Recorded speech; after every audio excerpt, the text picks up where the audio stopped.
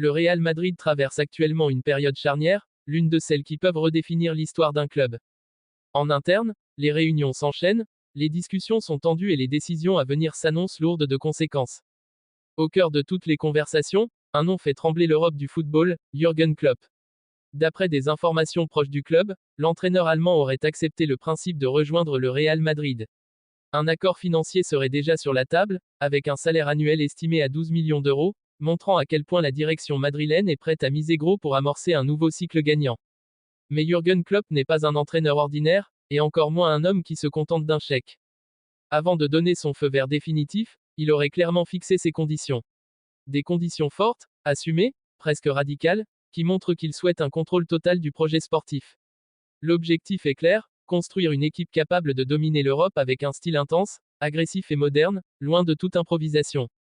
Pour Klopp, le Real Madrid ne doit pas seulement gagner, il doit imposer sa loi. La condition qui fait le plus de bruit concerne l'avenir de Vinicius Junior. Selon ces mêmes sources, Klopp aurait demandé sa vente lors du prochain mercato. Une exigence qui choque, qui divise et qui enflamme les réseaux sociaux. Vinicius est l'un des visages du Real Madrid actuel, un joueur spectaculaire, décisif et adoré par une grande partie des supporters. Pourtant, Klopp est convaincu que pour installer son football, certaines décisions impopulaires sont nécessaires. Il privilégie l'équilibre collectif, l'effort défensif constant et la discipline tactique, des éléments qu'il juge indispensables à son système. Pour remplacer Vinicius, l'entraîneur allemand aurait déjà désigné son choix numéro 1, Luis Diaz. L'ailier colombien coche toutes les cases du football version Klopp.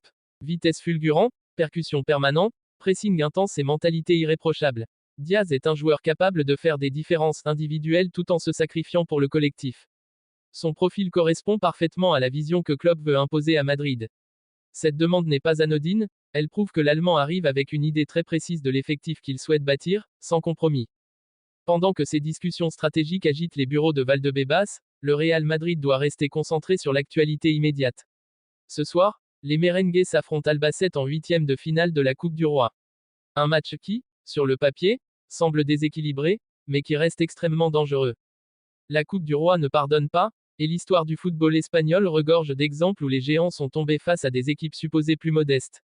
Cette rencontre revêt une importance toute particulière, car elle marque le premier match officiel d'Álvaro Arbeloa en tant qu'entraîneur principal du Real Madrid.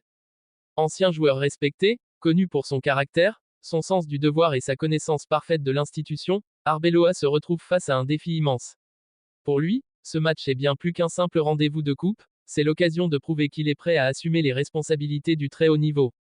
Ses choix tactiques, sa gestion des jeunes et son attitude sur le banc seront scrutés à la loupe. L'atmosphère autour du club est électrique. Les supporters sont partagés entre excitation et inquiétude.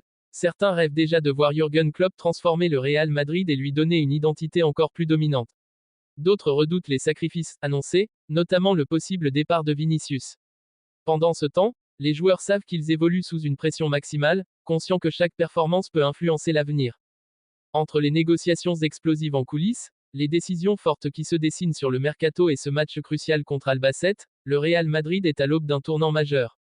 Ce qui se joue actuellement dépasse largement le cadre d'une simple saison. Le club est peut-être en train de préparer une révolution silencieuse, une transformation profonde qui pourrait marquer le début d'une nouvelle ère. Et ce soir, sur la pelouse, c'est peut-être la première étincelle de ce changement historique qui va s'allumer.